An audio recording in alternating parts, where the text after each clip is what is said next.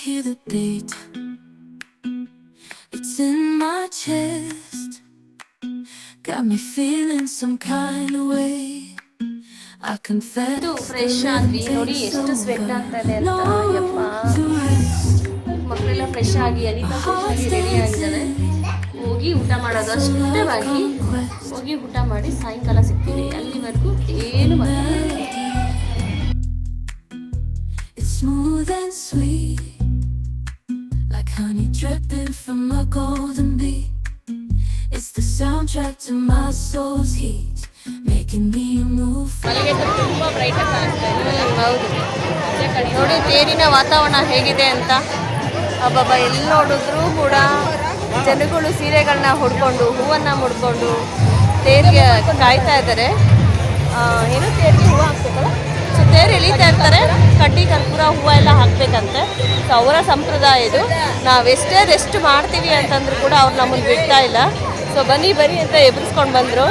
ಎದ್ದು ಬಂದಿದ್ದೀವಿ ನಾವು. ನೋಡಿ ಹೇಗಿದೆ ಎದ್ದು ಬಂದಿರೋ ಫೇಸ್ಗಳು. ಫ್ರೆಂಡ್ಸ್ ನೋಡಿ, ಉತ್ತರ ಕರ್ನಾಟಕದಲ್ಲಿ ಜಾತ್ರೆ ನಡೀತಾ ಇದೆ. ಕುಷ್ಟಗಿ ಹತ್ರ ಲಿಂಗದ ಹಳ್ಳಿನಲ್ಲಿ ಫಸ್ಟ್ ಟೈಮ್ ನಾವು ಬಂದಿರೋದು. ಫಸ್ಟ್ ಟೈಮ್ ಈ ಕಲ್ಚರ್ನ ನೋಡ್ತಾ ಇದ್ದೀವಿ, ನಿಮಗೂ ತೋರಿಸ್ತಾ ಇದ್ದೀವಿ. ನಿಜ ಜನ ತುಂಬ ಸ್ಟ್ರಾಂಗ್ ಇರ್ತಾರೆ. ಯಾಕೆಂದರೆ ಈ ಬಿಸಿಲನ್ನ ತಡ್ಕೋತಾರೆ ಮತ್ತು ಆ ಕಡಕ್ ರೊಟ್ಟಿನ ತಿಂತಾರೆ. ಅವ್ರ ಫುಡ್ ಸ್ಟೈಲ್ ಕೂಡ ತುಂಬಾ ಚೆನ್ನಾಗಿತ್ತು. ಯಾವ ದೇವರು ಅಂತಂದರೆ ಗುರು ಅಜ್ಜನ ದೇವಸ್ಥಾನ ಅಂತ. ಇಲ್ಲಿ ಎಲ್ಲರೂ ಅಜ್ಜನ ಭಕ್ತರಿದ್ದಾರೆ. ಶಿವಪ್ಪನ ದೇವಸ್ಥಾನನೂ ಇದೆ. ಹೌದು, ಅಂದರೆ ಒಗ್ಗಟ್ಟಾಗಿ ತುಂಬ ಜನ ಒಂದು ಒಳ್ಳೆ ಕಡೆ ಸೇರ್ತಾರೆ. ರಾತ್ರಿಯಲ್ಲೇ ಎದ್ದಿರ್ತಾರೆ, ಮಾಡಲ್ಲ, ಎಲ್ಲ ಅಡಿಗೆಗಳು ಮಾಡ್ಕೊಂಡಿರ್ತಾರೆ. ಅಷ್ಟು ಜನಗೂ ಕೂಡ ಊಟದ ವ್ಯವಸ್ಥೆ ಮಾಡಿರ್ತಾರೆ. ಕಡಕ್ ರೊಟ್ಟಿ ಊಟ. ಹೌದು ಆಯ್ತಾ, ಉತ್ತರ ಕರ್ನಾಟಕದ ಸ್ಪೆಷಲ್. ಇಲ್ಲಿನ ಬಿಸಿಲು ತಡ್ಕೊಂಡು ಅವ್ರು ಇದನ್ನ ನಡೆಸ್ಕೊಳ್ತಿದ್ದಾರೆ ಅಂದರೆ ಗ್ರೇಟ್ ಅಪ್ಪ. ಫಸ್ಟ್ ಆಫ್ ಆಲ್ ನಾವು ರೈಸ್ ತಿನ್ನೋದೇ ಯೋಚನೆ ಮಾಡ್ತೀವಿ ಬಿಸಿಲಿಗಾದಲ್ಲಿ. ಅದಕ್ಕೂ ರೊಟ್ಟಿ ತಿಂತಾರೆ ಅಂತಂದ್ರೆ ಅದಕ್ಕೆ ಅವ್ರನ್ನ ಸ್ಟ್ರಾಂಗ್ ಅಂತ ನಾವು ಕರೆಯೋದು. ಹಾಗೆ ಹಸಿ ಮೆಂತ್ಯ ಸೊಪ್ಪು ಮತ್ತು ಸೌತೆಕಾಯಿ, ಕ್ಯಾರೆಟು ಮತ್ತೆ ಏನು ರಾ ಒಂದು ವೆಜಿಟೇಬಲ್ಸ್ ಕೂಡ ಇಲ್ಲಿ ಕೊಡ್ತಾರೆ. ಜಾಸ್ತಿ ಹಲಸಂಡೆ ಕಾಳು ಮತ್ತು ಬದನೆಕಾಯಿನೇ ಅವ್ರಿಗೆ ಸಬ್ಜಿ ಅಂದರೆ ಆಯ್ತಾ. ಅದ್ರ ಜೊತೆ ಕಡಕ್ ರೋಟಿ, ಒಂದು ಬಾಳೆಹಣ್ಣು ಮತ್ತು ಸ್ವೀಟು ಅಂತ ತೊಗೊಂಡ್ರೆ ಬೂಂದಿ ಮತ್ತು ಮೈಸೂರು ಪಾಕು ಎರಡನ್ನೂ ಜಾಸ್ತಿ ಇಷ್ಟಪಡ್ತಾರೆ. ಇಷ್ಟು ಇತ್ತು ನಮ್ಮ ಫುಡ್ಡಲ್ಲಿ.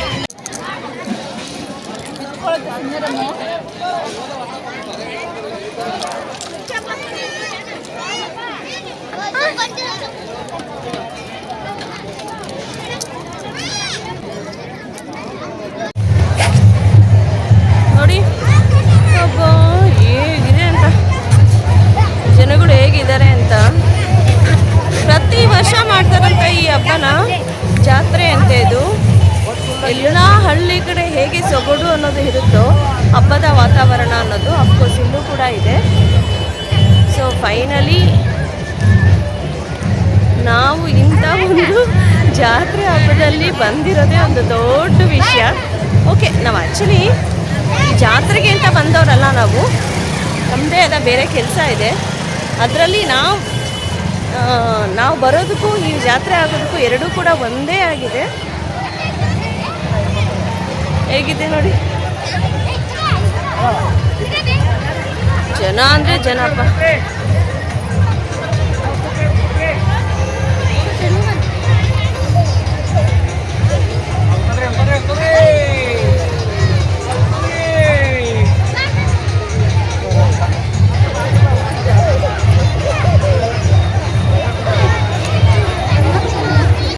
ನೋಡಿ, ಇದು ಕೊಪ್ಪಳ ಜಿಲ್ಲೆ ಕುಷ್ಟಗಿ ತಾಲೂಕಿನಲ್ಲಿರ್ತಕ್ಕಂಥ ಲಿಂಗದ ಹಳ್ಳಿನಲ್ಲಿ ಅಮರೇಶ್ವರ ಪುರಾಣದ ಅಥವಾ ಅಮರೇಶ್ವರ ದೇವರ ಒಂದು ಜಾತ್ರಾ ಮಹೋತ್ಸವ ನಡೀತಾ ಇದೆ. ರಥೋತ್ಸವ ಕೂಡ ಹೌದು.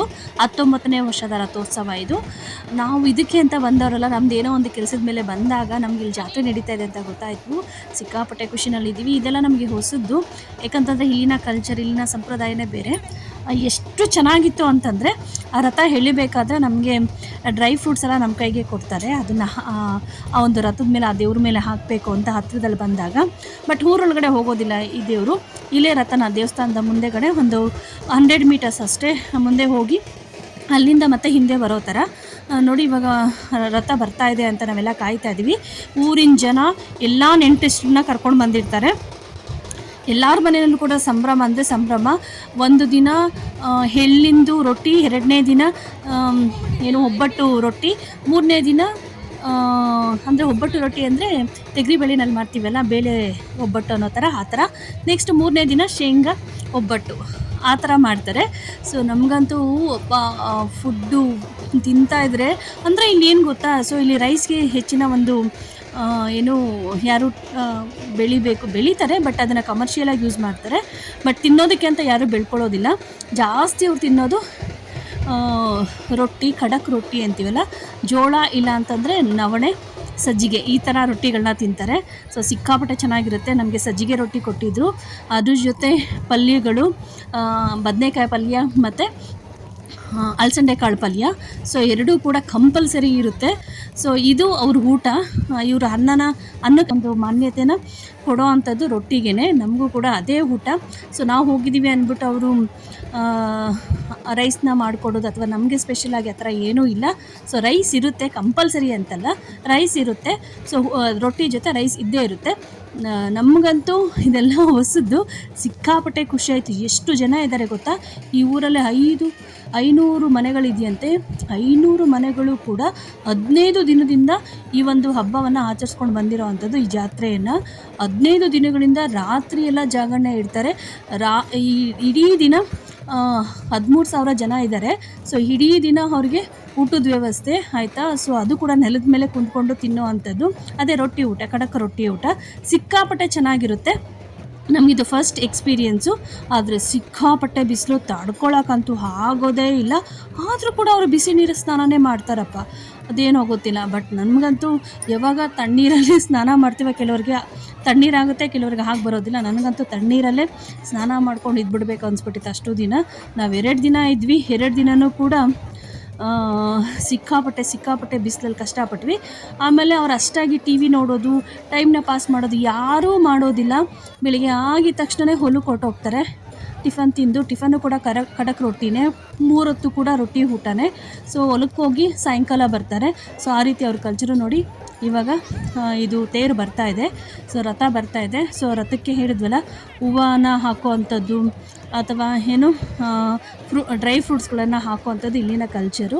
ಸೊ ನಮಗೆಲ್ಲ ಕೊಟ್ಟಿದ್ರು ಕೈಗೆ ಹಾಕಿ ಅಂತ. ನಾವು ರೆಸ್ಟ್ ಮಾಡ್ತೀವಿ, ಸುಸ್ತಾಗಿದ್ದೀವಿ, ಜರ್ನಿ ಮಾಡಿ ಬಿಡಿ ಅಂದರೂ ನಮ್ಮನ್ನು ಬಿಟ್ಟಿಲ್ಲ.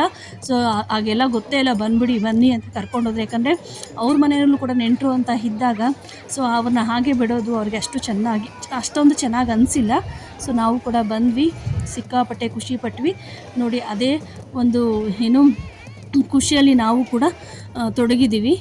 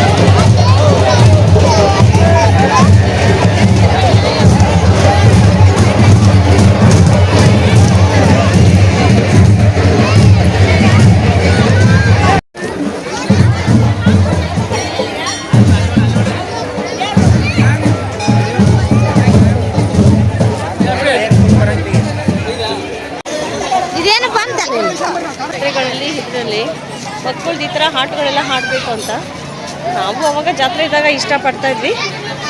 ಆದರೆ ಆ ಭಾಗ್ಯ ನಮಗಿರಲಿಲ್ಲ, ಆಡೋ ಭಾಗ್ಯ. ಯಾಕಂದರೆ ನಮ್ಮನೇಲಿ ದುಡ್ಡು ಕೊಟ್ಟು ಹಾಡಿಸ್ತಾ ಇರಲಿಲ್ಲ.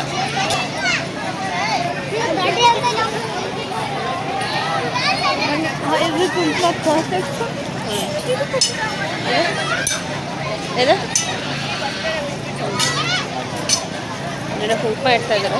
ಬಿಟ್ರೆ ಅಂತೂ ವಾಪಸ್ ಹೋಗ್ಬಿಟ್ಟಿದಾರ ಆಂಟಿ. ಮೇಲೆ ಇಡಿ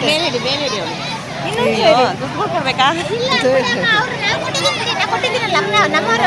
ದುಡ್ಡು ನಾವು ಕೈಯಲ್ಲಿ ಇಟ್ಕೊಂಡ್ ಬರಲ್ಲ, ಫೋನ್ ಕೊಡ್ತೀವಿ ತಗೊಂಡು ಹೋಗ್ಬಿಡಿ. ಅವ್ರ ಹತ್ರ ದುಡ್ಡು ಇಲ್ಲ ಬಿಟ್ರೆ ಅಂತೂ ವಾಪಸ್ ಗೇಮ್ ಆಡ್ಕೊಡ್ಬೋದು. ಎಲೆಕ್ಟ್ರಿಕಲ್ ರೈಡಿಂಗ್ಸ್ ಎಲ್ಲ ಇದೆ. ಆ್ಯಕ್ಚುಲಿ ಅವ್ರ ಕೈಯಲ್ಲೇ ತಿರುಗಿಸ್ತಾ ಇದ್ದಾರೆ ನೋಡಿ, ಕೈಯಲ್ಲಿ ತಿರುಗಿಸ್ತಾ ಇದ್ದಾರೆ, ಅದು ತಿರುಗಿಸ್ತಾ ಇದೆ ಅಷ್ಟೇ.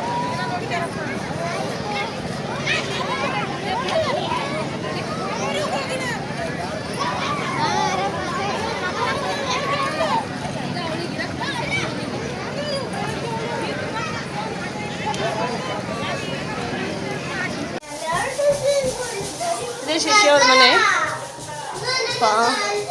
ನಾವಂತೂ ಫುಲ್ಲು ಇಂಡಿಯನ್ ಕಲ್ಚರ್ ಫಾಲೋ ಮಾಡೋ ಥರ ಸ್ಯಾರಿ ಉಟ್ಕೊಂಡು ಮುದ್ದಾಗಿ ರೆಡಿ ಆಗ್ಬಿಟ್ಟಿದ್ವಿ. ಸ್ಯಾರಿ ಹಾಕ್ಕೊಳ್ಳೋವರೆಗೂ ಬಿಡಲಿಲ್ಲ ಅವರು. ಸ್ಯಾರಿ ಹಾಕ್ಕೊಂಡು ಅಂತ ಅನಿತಾ ಹೋಗ್ಬೇಕು. ಇದೆ ಶಿಷ್ಯ ಅವರ ಮನೆ. ಅನಿತಾ ಹೇಗೆ ಕಲ್ತಿದ್ದಲ್ಲ, ಬನ್ನಿ ಇಲ್ಲಿ.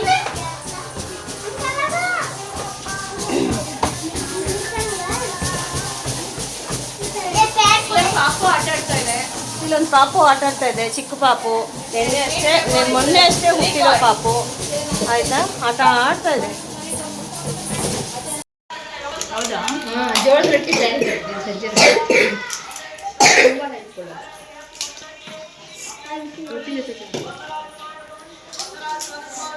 ಇದು ಸಜ್ಜೆನಲ್ಲಿ ಮಾಡಿರ್ತಕ್ಕಂಥ ಕಡಕ್ ರೊಟ್ಟಿ. ಅದ್ರ ಜೊತೆ ನಮಗೆ ಬದನೆಕಾಯಿ ಪಲ್ಯ ಕೊಟ್ಟಿದ್ದಾರೆ. ಸೊ ಬೇಳೆ ಬೇಯಿಸಿ, ಬೇಳೆ ಜೊತೆ ಏನದು ಚಟ್ನಿ ಪುಡಿ ಪ್ಲಸ್ ಅದ್ರ ಜೊತೆ ಬಿಸಿ ಬಿಸಿ ಎಣ್ಣೆ ಹಾಕಿದ್ದಾರೆ. ನಾವೆಲ್ಲ ಫಸ್ಟೇ ಕಲಿಸ್ತೀವಿ, ಅವ್ರು ಹಂಗಲ್ಲ, ರಾ ಮೆಟೀರಿಯಲ್ ಸಪ್ರೇಟ್ ಬೇಯಿಸಿ ತಟ್ಟೆನಲ್ಲಿ ಕಲಿಸೋ ಥರ ಕೊಡ್ತಾರೆ. ತುಂಬ ಟೇಸ್ಟಿಯಾಗಿದೆ. ಮತ್ತು ಇದು ನಿಂಬೆಹಣ್ಣು ಉಪ್ಪಿನಕಾಯಿ ಕೊಟ್ಟಿದ್ದಾರೆ. ಇಷ್ಟು ಕೂಡ ತಿಂತಾ ಇದ್ರೆ ಸ್ವಾಭಾವಿಕವೇ ಹಿಡಿದು ಬಂದಿರೋ ಥರ ಇದೆ. ಬಟ್ ಯಾವುದು ಕೂಡ ಖಾರ ಇಲ್ಲ. ಇನ್ನೊಂದು ಸ್ವೀಟ್ ಅಂತ ಮಾಡಿದ್ದಾರೆ. ಇದು ಹೇಗೆ ಫೀಲ್ ಕೊಡುತ್ತೆ ಅಂದರೆ ತಂಬಿಡ್ತಾರಲ್ಲ, ತಂಬಿಟ್ಟು ಫೀಲ್ ಕೊಡ್ತಾ ಇದೆ. ಇವ್ರು ಯಾವ ರೀತಿ ಮಾಡ್ತಾರೆ ಅಂದರೆ, ಚಪಾತಿ ಮಾಡಿ ಆ ಚಪಾತಿನ ನುಣ್ಣಗೆ ಮಾಡಿ ಅದಕ್ಕೆ ಬೇಕಾಗಿರ್ತಕ್ಕಂಥ ಸ್ವೀಟ್ ಐಟಮ್ಗಳನ್ನ ಹಾಕ್ತಾರೆ. ಕಡಲೆ, ಪಪ್ಪು, ಕೊಬ್ಬರಿ, ಬೆಲ್ಲ, ಏಲಕ್ಕಿ ಇಷ್ಟು ಮಿಕ್ಸ್ ಮಾಡಿದ್ದಾರೆ. ಮಸ್ತಾಗಿರುತ್ತೆ ಕಾಂಬಿನೇಷನು. ಅದಕ್ಕೆ ಇವರೆಲ್ಲ ಗಟ್ಟಿಯಾಗಿರೋದು. ನಾವು ನೋಡಿ ಹೆಂಗಿದ್ದೀವಿ. ಇಷ್ಟು ಕೂಡ ಇವತ್ತಿನ ನೈಟು ಡಿನ್ನರ್. ಸೊ ಊಟ ಮಾಡ್ತಾ ಫಿನಿಶ್ ಆದಮೇಲೆ ಮಲ್ಕೊತೀವಿ. ಇವತ್ತಿನ ಬ್ಲಾಗ್ ಇಷ್ಟೇ. ಸೊ ನೆಕ್ಸ್ಟ್ ಒಂದು ಒಳ್ಳೆ ಲಾಗ್ ಜೊತೆ ನಾನು ನಿಮ್ಮ ಮುಂದೆ ಹೇಳ್ತೀನಿ. ಬಾಯ್. I hear the beat, it's in my chest.